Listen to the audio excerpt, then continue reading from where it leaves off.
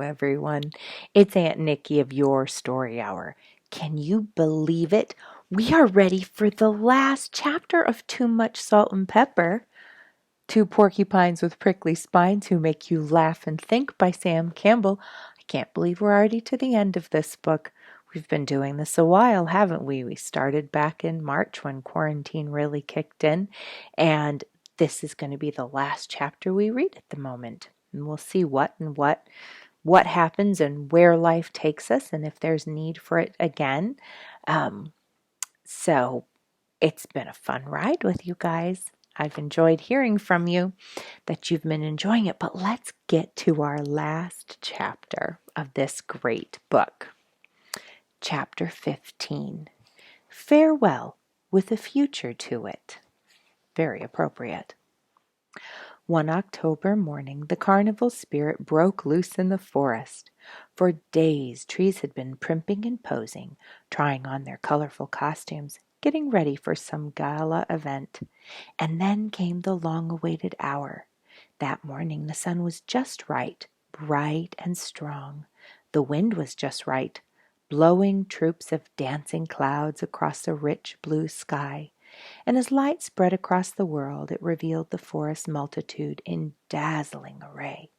Maples were dressed in rich crimson, oak in deep maroon, birches were a golden yellow, sumacs were in a startling scarlet, and aspens in vivid orange. A mood of revelry reigned over the woodland. Everything seemed happy and gay. Surely another event of joy and importance was happening. An old crow winged his way through the sky, his shrill cry of caw, caw, echoing on the shores. But to the forest folk it said, "Awake, awake! The carnival has begun. They are going today, and we must speed them on their way." "Yes, we are going away today," said Jenny, just a bit sadly. "And the forest celebrates our going just as happily as it did our coming. I am not sure I like that." But the carnival went on, gaining momentum and hilarity. Red squirrels chattered loudly, ducks darted through the sky, jaybirds called, and trees dancing in the breeze pelted us with the confetti of their falling leaves. Jenny and I stood at the shore of our island, our canoe afloat in the shallow water, loaded with baggage. It was time for us to leave our sanctuary and to take up our lecture work in distant cities once more. Emotionally, we were in a quandary. We wanted to go, but we wanted to stay. We wanted to reach the thousands of people who would find release from a war-weary world in the nature stories we could bring them. Yet we wanted to watch with our forest friends the coming of winter to our loved North Country. But there was no choice in the matter. The hour had arrived, and we were going. We entered our canoe and paddled out into the waters which had been strewn with multicolored leaves. Little waves lapped playfully at the side of our canoe as if goading us along. Jenny looked at them somewhat reproachfully. "This doesn't mean our forest is glad we are going," I said reassuringly. "Nature is just plain glad, no matter what happens. We have to go, and so the forest puts on a party. We should be grateful." "I guess you're right," said Jenny, not entirely consoled. We paddled away slowly, with many backward looks towards our sanctuary. 6 weeks had passed since Carol had departed. Her going was an exciting thought, not an entirely joyous event. The woods had crept deeply into her heart, and she did not want to leave. Her baggage was packed at the very last minute, and characteristically she stumbled and nearly fell in the water, even as we were entering the boat. Then it was that something happened which sent her away with a laugh in her heart. We had barely enough time to catch her train when "Thweet, thweet" had come the whistle announcing Salt's unwelcomed presence at my neighbor's pier.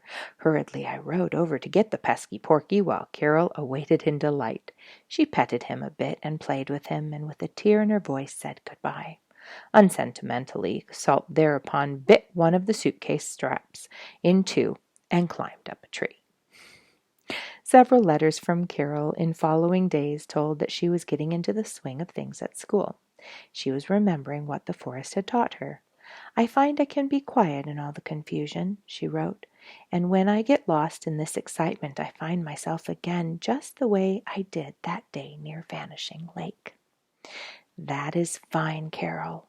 What you have studied in the woods was not just for use there. Let these things remain in your mind so that they will serve you wherever you are.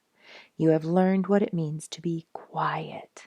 Never will you need it more than in the hurry and confusion of school and social life. You have seen how nature's children use their play to build their health and prepare them for happy, successful lives. If you now choose well your pleasures, you will store up treasures for your own future. You have seen what it means to hold a right attitude and what blessings a right sense of appreciation can bring. You know how industry and intelligence serves the children of the forest, and you may prove, if you will, how they serve you too. And you know the power of good cheer. In the lessons of nature you have seen that there is an individual responsibility every living thing must assume, and there is no doubt but that you will accept that which is yours. And you saw strength that is back of all living things. Now, child, through your faith, keep this strength active in your own life. Sometimes the human world seems to conspire against these qualities of nature. Our styles and habits, our aimless ways of living, strive to draw us away from such worthwhile things. You will be tired, Carol. So-called wise ones will whisper their doubts and in their ignorance attempt to influence you. To all who dare believe in the best comes this test and challenge. But we may hold to our ideals if we will, and thus carve upon ourselves lives of accomplishment, usefulness, and happiness. Keep these things you have learned at the sanctuary, for they are true and real. Ginny and I paddled close in to the mainland as we headed out on our winter journey. Back in those groves somewhere lived old Inky. Inky the philosopher, Inky the solitary and saucy porcupine. My last visit with him had been just the night before. "So you're heading out, are you, Sammy, old kid?" he had said. "Well, I kind of hate to see you go. You don't know much, but you're willing to learn. You might give those folks down there a message from me. Tell them to try being natural. Yes, just try being natural. That's all they need. They get so blamed messed up in their strutting and pretending, and there just isn't any good in it. Did you ever think what it means to be natural?" "Well, I have thought some," I said hesitantly. "Not very much, I'll bet," Inky had said with a disapproving little grunt. "Listen, what's the biggest compliment you can give anyone? Let me tell you, it is to say that he is perfectly natural. You know right well when you say that you mean whoever you're talking about is all right. If he's natural, he's dependable. He says what he means and means what he says. He doesn't bluff and he doesn't lie, for that isn't natural. A perfectly natural person doesn't pat you on the back in front of your face and slap your face behind your back. No, sirree. It isn't only what is natural in the forest that is good and beautiful. It's what is natural everywhere. And I hate to tell you so, but there isn't anything more beautiful than what is natural in you human beings. Now take Carol, for instance." "You kind of fell for her, didn't you, Inky?" I said, teasing. "Aw, balsam juice," said Inky, blushing a bit. "She's okay, I guess. That is, if she stays natural. But if she starts a-putting on airs and acting like someone she isn't, she'll lose more than half her charm. And by the way, not that it makes any difference, but, I mean, she'll be coming back again, won't she?" "Yes, Inky, Carol will be coming back again. And when she does, she will still be as natural and lovable as she was on this first visit." We paddled on, saying little as the forest festival continued. Tiny shoreline bushes looked out at us and smiled colorfully. Wild asters waved a cheery greeting. Now we were passing our neighbor's pier. The cabin was boarded up against the coming winter, and our friends had long since left for the sunny south. We smiled as we looked at the pier where Salt had come so often for his ferry service.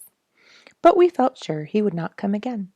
For 2 weeks he had been gone now, not even returning to tell us goodbye or to take part in our farewell party. Salt and Pepper were together once more. We had come upon them in the forest, heard their little play talk as when they were babies on the island, and found them tussling and wrestling about. Just when this reunion had taken place, we could not know. Perhaps in all of Salt's trips to the mainland he had been visiting his companion. Again, it might be that they had just found each other. At any rate, we had seen them together, played with them, and then watched them race away into the woods in most obvious happiness. This reunion was what we had hoped for, and now that they were together, we did not regret leaving them in the forest. Autumn evenings had brought us many adventures. We felt sure we had seen Bobette at the Salt Lick on several occasions. At least it was a beautiful doe we saw, and no one could prove it wasn't she. Then once in twilight, when we were hiking down a little trail, we had seen the antlered king at the top of the knoll, silhouetted against an evening sky. His antlers were full grown. No doubt he had been rubbing them against a cedar tree or a balsam, and they were free of the velvet or soft skin which covers them when they were growing. He stood motionless for just a moment. Then with precise step, head held high, ears turning this way and that way, seeking sounds, he moved away into the forest. And we breathed a prayer into the solitude that he might escape all dangers and live on for us to see again. The beavers of Beaver Bay were working incessantly.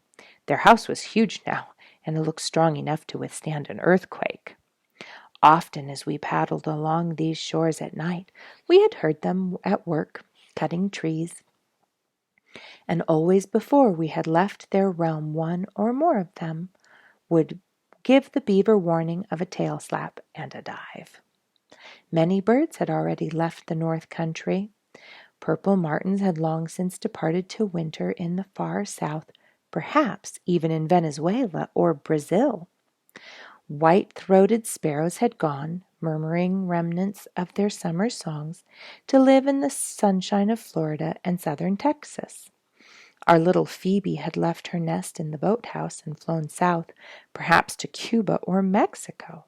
The ovenbird, whose call dominates the forest with a shrill "Teacher, teacher, teacher, teacher," was well on her way to some southern haunt, perhaps an island in the Caribbean Sea. The blue herons were gone, now to stand still on stilt-like legs in the swamps of Louisiana or the Everglades of Florida. Here's a picture of all the birds. There we go. Oh, there's a little canoe there of them. Got to turn the page again because I was on the next page. There we go. And yet the woods were not stripped of bird life. As we paddled our canoe through the channel into the next lake, where a car would be waiting for us, a flock of chickadees darted through the foliage of nearby trees. They were gossiping merrily, and no winter blast could frighten them into leaving their beloved north forests. A wave of goldfinches darted across from one shore to the other, their brilliant plumage reveling the autumn leaves. Back in the woods we could hear a woodpecker drumming rhythmically on an old dead tree. "We are leaving the sanctuary in very good shape this year," Jenny was saying as we neared our landing place. "All our forest friends seem so well prepared for the winter. Inky is content, Salt and Pepper are together, the raccoons are happy. It makes going away easier when we know this." "Yes," I agreed. "I have more comfort now than I had all summer. When we return in the spring, these animals will have taken to the woods and will be independent of us. We will see them, but there won't be any more crunchings on our cabin and no more whistles in the middle of the night. The pestering days of these fellows are over, and I am glad for a little rest. I was thinking of the many problems our porky pals had given us during the summer. Jenny smiled wisely. And another thing, I said with emphasis. I believe next spring I am not going to accept any more animals to raise, no matter what they are. It would be fine to have time just to read and write and rest for a season without bears or porkies to worry about. Yes, I have decided. In the springtime, I'll watch for our old friends in the woods, but absolutely no new pet animals. Just at the moment, there was an outburst of the wildest sort of laughter close over our heads. Wha ha ha ha ha ha ha! An old loon flying south had paused to spill his merriment over us. He lighted on the lake where he flapped wildly about, continuing his laughter as if he simply couldn't control himself. Then there was another laughter in higher pitch. Hee hee hee hee hee! Giggled a kingfisher as he dived playfully into the water and rose to a branch where he could look down at us. Then a squirrel chattered, as if to say, "Ah, look who's talking! Ha, ha, ha!" And the crows and the ravens overhead echoed, "Ha, ha!" By this time Jenny was laughing too. "You see what they think of your resolve," she said as we climbed out to the landing. "And anyway, you know better yourself. In the spring you will take any kind of creature that needs help, from a baby mosquito to an elephant, and the more trouble it is, the better you will like it." "Well," I said, hesitating to admit what I knew as true, "at least I think next spring can't bring any greater trouble than we had already." But it did, in a very unexpected and original way. The end. Thank you so much for joining us, for listening to these stories with us as we read them. I hope that you guys continue to listen to them. They'll still be up on YouTube for you guys. You can listen to any of the 5 books again. And always you can go to yourstoryhour.org and listen to the many, many stories that are available there. Thank you so much for sharing your time with us. God bless.